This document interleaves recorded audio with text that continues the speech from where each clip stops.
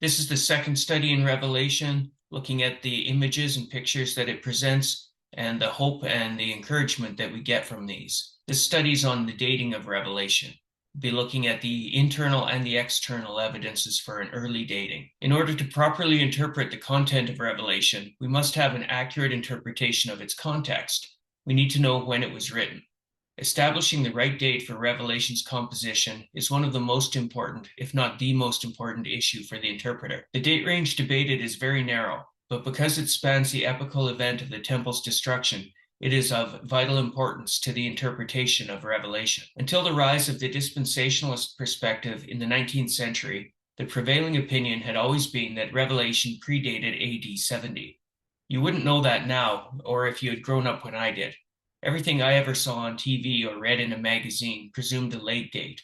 Liberal theology and secularism tried to push back the dates hundreds of years for all of the New Testament, just as they tried to late date Daniel or promote multiple authorship of the Pentateuch, but it was the prophecy craze that really made theologians review and late date Revelation. Kenneth Gentry writes in Navigating the Book of Revelation, establishing Revelation's date is significant for my approach, much like an early date of Daniel is significant for its proper interpretations. The current opinion, the late date view, holds that John writes Revelation while in exile during the closing days of the reign of Domitian Caesar, about AD 95 or 96.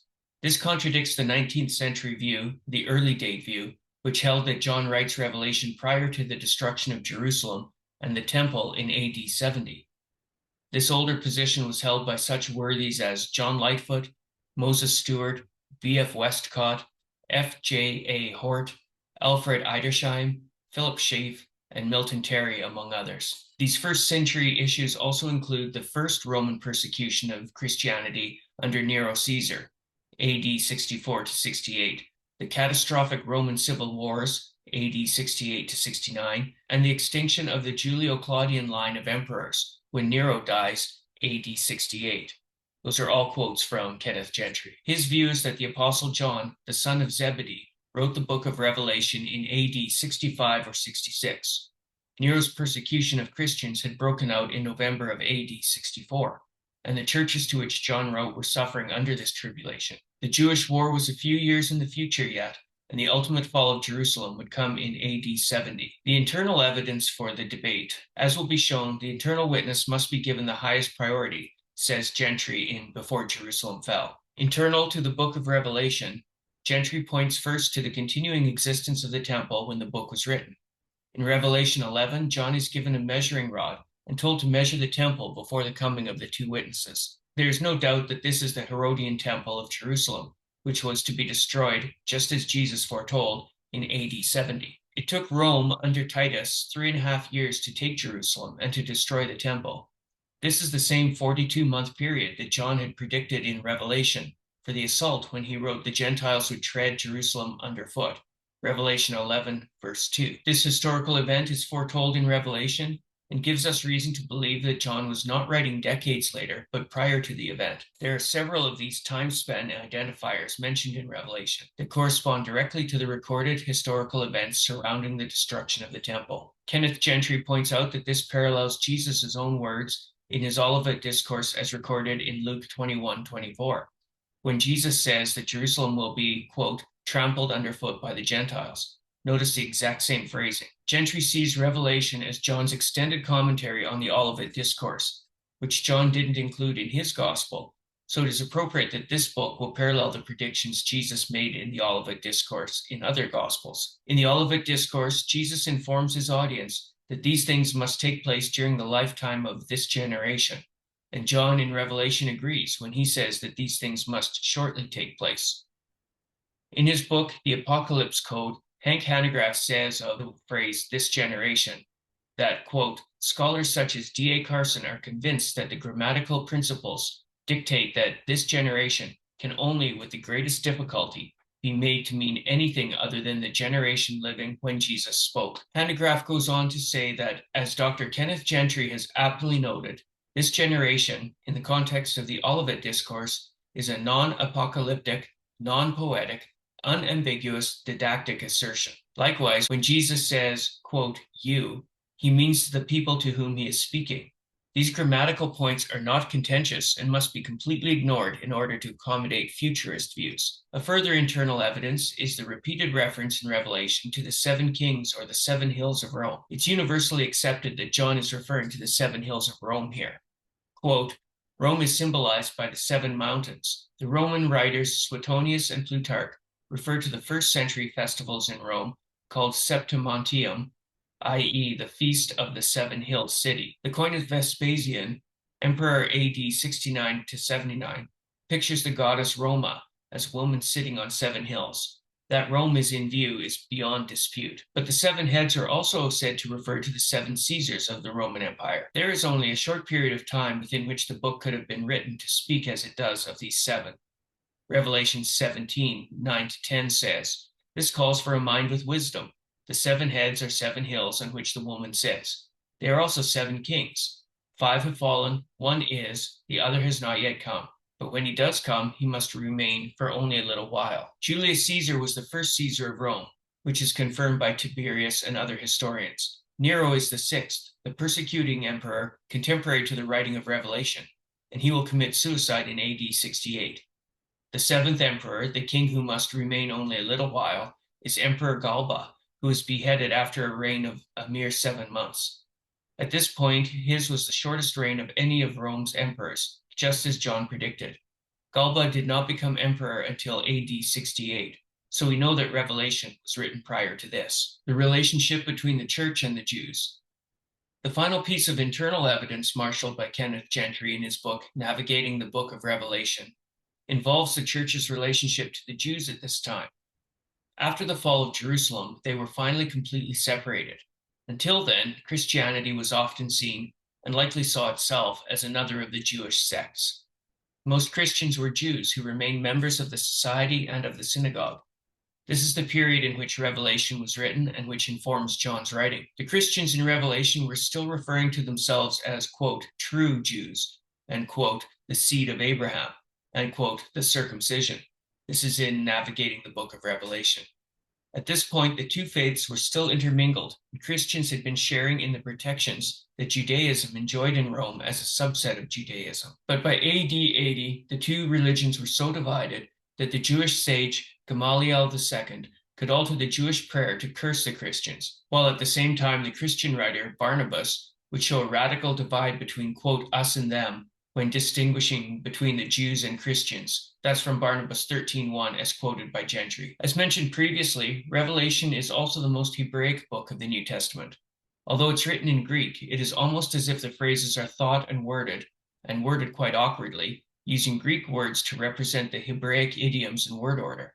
It does not present an incompetent Greek, as some people have thought, but one using the Greek language to convey Old Testament Hebraisms. As is demonstrated with the Hebraic presumptions behind the other New Testament books, this indicates that the church was still very much composed of Jews. It was written to a people who would know and understand the overwhelming number of Old Testament images and allusions without any further explanation. Quoting Gentry, this suggests a date prior to the final separation of Israel and Christianity, which we saw happened in about AD 80. External evidence for the early dating of Revelation. There are several writings and authors that we can turn to that give us evidence that Revelation was written much earlier than the AD 95-96 date preferred by the dispensationalist, futurist school of interpretation.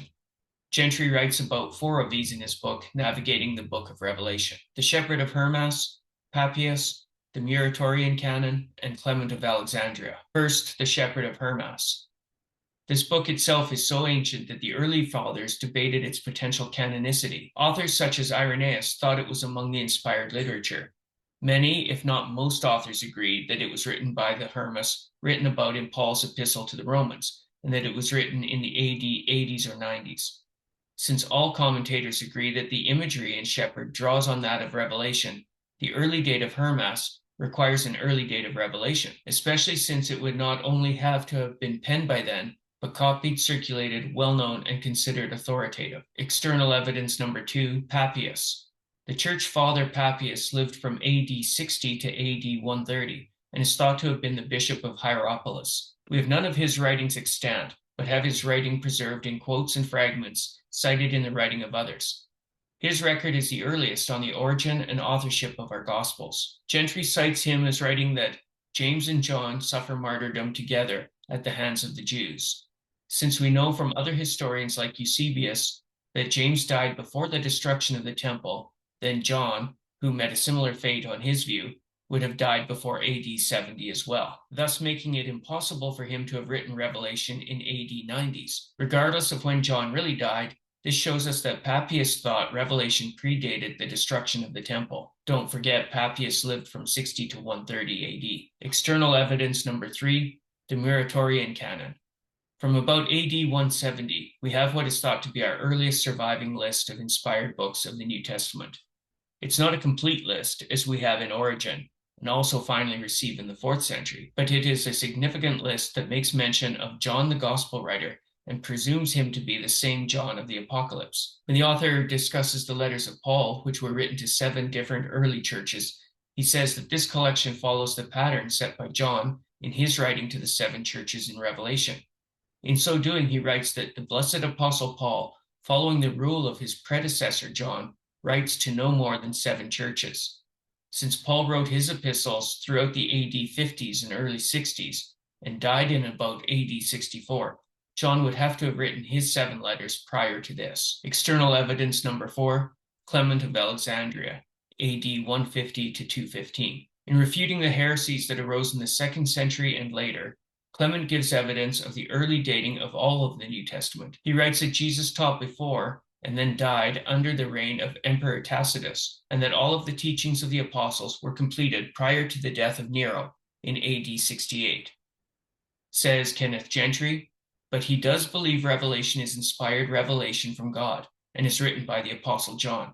The teaching of the apostles, embracing the ministry of Paul, ends with Nero. Thus, he becomes a witness for the early date of Revelation. Gentry discusses Clement in greater detail in his book Before Jerusalem Fell, and I'll include some of that discussion in the refutation of the contrary evidence. The contrary evidence. There will be no time or room in this writing to answer all opposing views or counter-arguments, but in his extensive writing, Kenneth Gentry does convincingly answer the objections forwarded. And I'll repeat his answers to the most famous of those objections. Other than their need for a later date, the most commonly cited reason to choose a composition date for Revelation in the mid-90s is the oft-used writings of Irenaeus. In his defense against Gnosticism, Irenaeus discusses the anonymity of the Antichrist and seems, to some readers, to be saying that Revelation had only recently been penned. Since Irenaeus lived from approximately AD 130 to 202, this would mean Revelation was quite late indeed. The Irenaeus quote in question is as follows. We will not, however, incur the risk of pronouncing positively as to the name of the Antichrist. For if it were necessary that his name should be distinctly revealed in this present time, it would have been announced by him who beheld the apocalyptic vision, for that was seen no very long time since, but almost in our day, towards the end of Domitian's reign.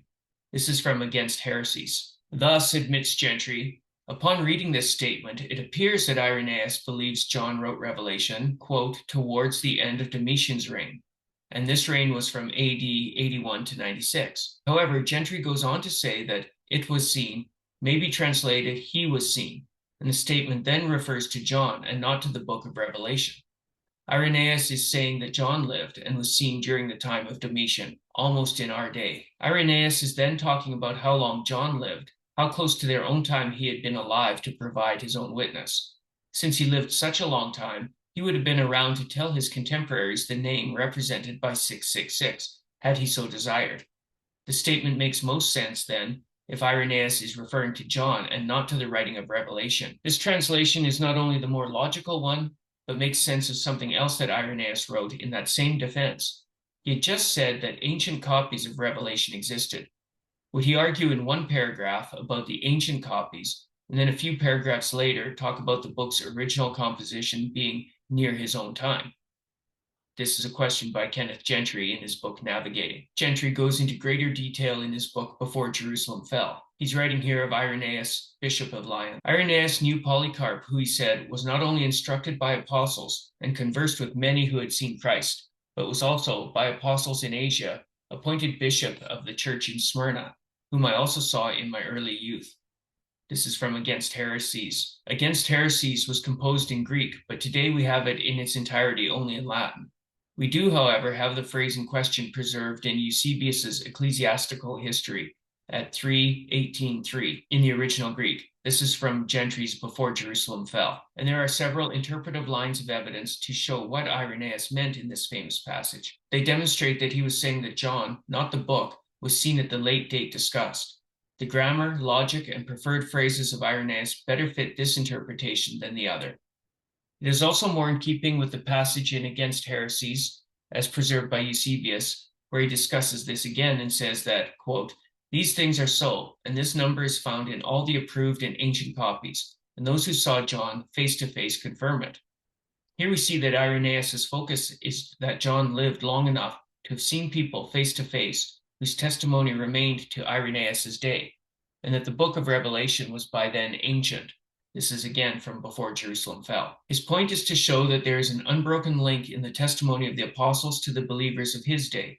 Christianity has always been focused upon eyewitness testimony and the reliable transfer of the gospel. John's exile. The other most common piece of negative evidence is the citation by Origen from early in the 3rd century that states that John was exiled to Patmos. Origen, who lived from 185 to 254, wrote that John was banished by the emperor to Patmos, and there he likely wrote Revelation. But Origen never says who the emperor was. It is merely presumed that the banishment must have occurred under Emperor Domitian, because it has been taught that he was more likely than Nero to banish people. This is a mere probability statement, however, and not evidence. It is also presumed to have referred to Emperor Domitian because Irenaeus is thought to have already placed the writings of Revelation in his own time. If, however, that is not what Irenaeus was saying, then Origen cannot be adding any weight to the argument. He really isn't saying anything about it. In addition, we do not have to rely upon Eusebius's statement about John being exiled under Domitian. Many ancient sources, including Tertullian, Photos, Epiphanius, Arethusa, and the Syriac versions of Revelation, along with Theophylact, tell us that John was banished pre-Domitian, or specifically during Nero's day. When Eusebius states elsewhere that John was exiled under Domitian, he is making an assumption in relying upon and wrongly reading Origen's obscure comments on the subject. This again from Before Jerusalem Fell. Speaking of vague references to unnamed emperors, those wishing to advance a late date for the writing of Revelation think of Clement of Alexandria as providing strong evidence for their case. As mentioned previously, Clement's writing actually provides strong external evidence against the late dating and for Gentry's view. In the disputed passage, Clement writes that John returned, quote, from Patmos after the death of the tyrant, end quote. But who was the tyrant? It should be painfully obvious, upon even a cursory reading of the text, that the required name Domitian is not once mentioned in this piece of evidence for a supposed late date of Revelation. Gentry writes this again in Before Jerusalem Fell. These three sources all suffer from the same ambiguity and presumptions. Either they say nothing at all about Domitian and are merely presuming to have met him, or they are relying on someone else's presumptions. The identity of Nero as a tyrant will be further explored later on, but it's relevant to note that if any author made reference to a, quote, tyrant, then Nero is obviously the most likely man in question. He was much more feared than Domitian, and contrary to popular opinion, he's the emperor who executed a far more severe persecution of Christians. There was a universal fear of Nero, and he would more likely be called the tyrant than would be Domitian. Gentry lists many Christians as well as pagan historians who describe Nero in such terms that would ensure that when you think of a beast or a tyrant, you would look no further than Nero Caesar. Quoting Pliny the Elder, a contemporary of Nero, he described Nero as the destroyer of the human race, the poison of the world. Apollonius of Tyana says that Nero was commonly called a tyrant. He's quoted, "This beast that is commonly called a tyrant, I know not how many heads it has, nor if it be crooked of claw and armed with horrible fangs. And of wild beasts you cannot say they were ever known to eat their own mothers, but Nero has gorged himself on this diet." Roman historian Tacitus, AD 56 to 117, spoke of Nero's cruel nature that put to death so many innocent men. Juvenal, AD 60 to 138, speaks of Nero's cruel and bloody tyranny. Gentry gives more examples before stating, quote, "Surely this is why Clement could write merely the tyrant when he made reference to the emperor of the banishment. For Christians, he is especially a dreadful emperor. The Roman historian Tacitus wrote of his persecution, which was not only the first persecution, but one of the cruelest in Rome's gory history, that Nero inflicted unheard-of punishments on this who, detested for their own abominable crimes, were vulgarly called the Christians. Still quoting, Tertullian, AD 160-220, heaps disdain upon Nero.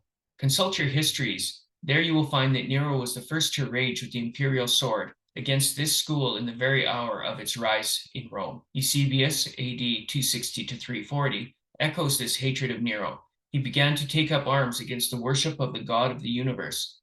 Lactantius, AD 260-330, speaks of Nero's demise after his persecution of Peter and Paul. Interestingly, he observes that Nero was a tyrant. Sulpicius Severus, AD 360-420, writes, "It was he who first began a persecution, his first attempt to abolish the name of Christian.